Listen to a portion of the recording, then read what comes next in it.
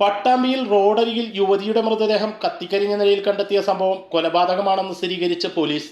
കാങ്ങാട്ടുപടി സ്വദേശി 30 വയസ്സുള്ള പ്രിവിയയെയാണ് ഞായറാഴ്ച കാലത്ത് 8:30 റോഡരികിൽ മരിച്ച നിലയിൽ കണ്ടെത്തിയത്. യുവതിയെ കൊലപ്പെടുത്തിയെന്ന് സംശയിക്കുന്ന തൃത്താല ആലൂർ സ്വദേശിയായ സന്തോഷ് കൊലപാതകത്തിന് ശേഷം ആത്മഹത്യക്ക് ശ്രമിച്ചിരുന്നു.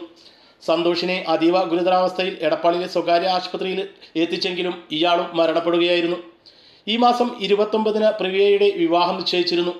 ഇരുവരും തമ്മിൽ അടുപ്പത്തിലായിരുന്നുവെന്നും ഇതിൽ നിന്ന് പ്രിവിയ പിന്മാറി മറ്റൊരാളെ വിവാഹം കഴിക്കാൻ തീരുമാനിച്ചതാണ് കൊലപാതകത്തിന് പ്രകോപനമായതെന്നുമാണ് പോലീസ് സംശയിക്കുന്നത്.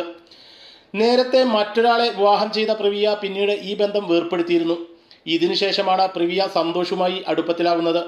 തന്നെ വിവാഹം കഴിക്കണമെന്ന് സന്തോഷ് പ്രിവിയയെ നിർബന്ധിച്ചിരുന്നതായും എന്നാൽ പ്രിവിയ ഇതിന് തയ്യാറാകാതെ ബന്ധത്തിൽ നിന്ന് പിന്മാറി മറ്റൊരാളെ വിവാഹം ഉറപ്പിച്ചത് സന്തോഷിനെ പ്രകോപിതനാക്കുകയും ചെയ്തെന്നാണ് ലഭ്യമാകുന്ന വിവരം.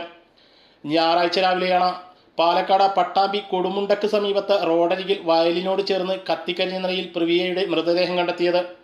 മൃതദേഹത്തിന് സമീപത്തായി ഇരുചക്രവാഹനവും കണ്ടെത്തിയിരുന്നു. മൃതദേഹത്തിന്റെ തൊട്ടടുത്തായി സ്കൂട്ടർ നിലത്ത് മറിഞ്ഞു കിടക്കുന്ന നിലയിലായിരുന്നു. പ്രദേശത്ത് പുല്ലുകളും കത്തിക്കരിഞ്ഞിരുന്നു. സംഭവം കൊലപാതകമാണെന്ന് പോലീസിന് തുടക്കത്തിൽ തന്നെ സംശയം തോന്നിയിരുന്നു.